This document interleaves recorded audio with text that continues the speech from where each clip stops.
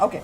So in the previous class, we've dealt about the structure of the DNA, a simple structure, how the DNA is being formed, that is with the help of the nucleotides. Nucleotides are what? That is your ribose sugar, your phosphate group and your nitrogenous base. I have not dealt with the bonds yet. I have to deal with the bonds also. First, let me tell you how the DNA is being formed. The chemical structure of DNA. Now see student, how the chemical structure of DNA is being formed. This is a pentose sugar, as we all know. At the third carbon atom you have the hydroxyl group, right? O, P, double bond O, O. Now see, this O will bind to the fifth carbon atom of your CH2P. Okay, H, again OH. This OH will not be formed like this. They will again form P, double bond O, O, CH2.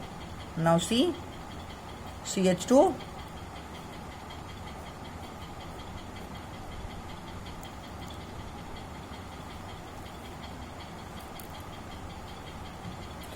Now look at here. This is your either the adenine or the guanine.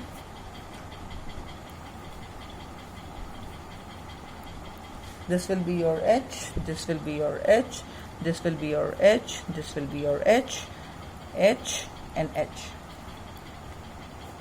This will be your CH2 at the fifth carbon atom. This is your third carbon atom where the hydroxyl group is present. So this is your one side. The other side, how to draw? Just invert your notebook and start drawing on the other side. The same structure you will draw it again. Now see O, okay, O, P, double bond O, CH2, sorry, O, CH2,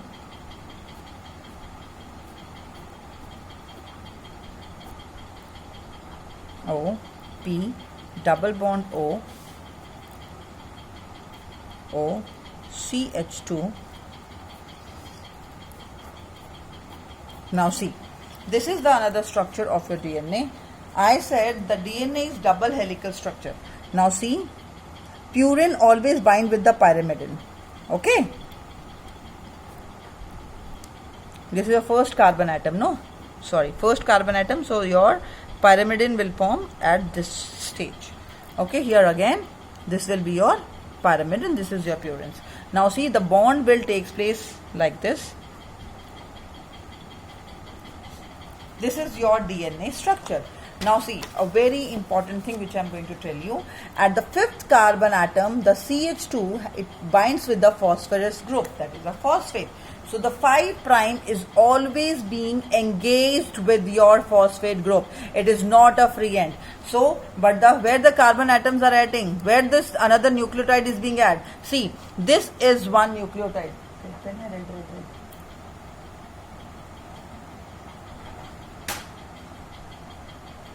Now see, this is your one nucleotide.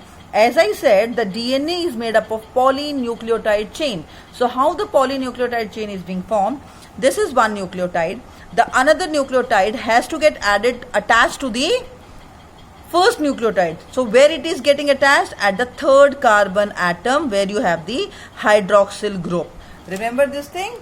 So the bond will take place between the third carbon atom of the first nucleotide and the fifth carbon atom of the second nucleotide. Clear? The reaction takes place between the two nucleotides to form the bond, that is your third carbon atom.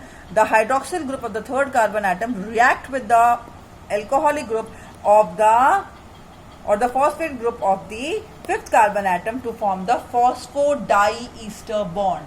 The phosphodiester bond is the esterification reaction takes place. This is known as our ester bond. The ester bond takes place between the alcohol and the aldehyde group of the another nucleotide. Is it clear? Okay. The other reaction, that is your purine or the pyrimidines, that is a double ring structure or the single ring structure. The double ring structure attached to the first carbon atom of the pentose sugar with the help of glycosidic bond. The glycosidic bond is formed as a COC bond. Is it clear? So one nucleotide binds to the another nucleotide with the help of 3 carbon 3 prime 5 prime phosphodiester bond. Phosphodiester bond. Okay, this will form the polynucleotide chain. The polynucleotide chain. Okay, and second you have about the glycosidic bond. The glycosidic bond forms between the nitrogenous base and the first carbon atom. Okay, between the nitrogenous base and the first carbon atom, that is a glycosidic bond. Now look at the chemical properties or the physical property of a DNA. The adenine purines will always bind to the pyrimidines. Adenine will bind to the thymine. Guanine bind to the cytosine. This takes place in the chemical structure of the DNA. Now, when you talk about the DNA I have told you is a double helical structure. Yes?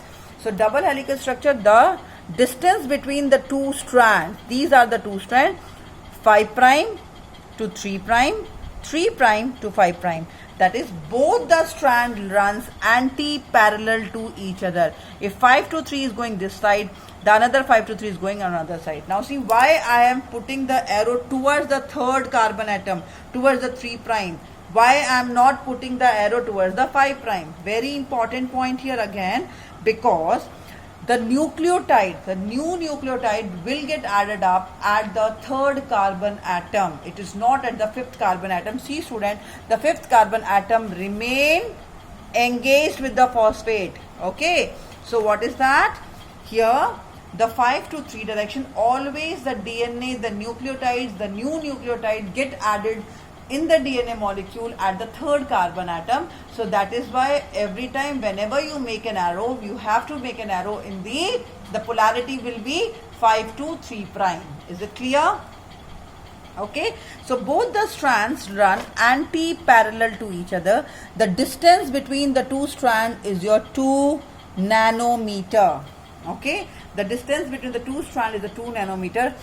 In each turn, in between each turn, there are how many base pairs? 10 base pairs. What do you mean by base pairs? Base is your nitrogenous base. A will bind with T. So every time it will be in pair. They cannot remain alone, that is without pairing. Okay, and these pairs are known as base pairs. So how many pairs will be present in one turn? There will be 10 base pairs. The DNA is your left-handed helix. It moves in the form of left-handed. It starts rotating in the left-handed. Clear this thing? Okay. In between the two nucleotides, very important.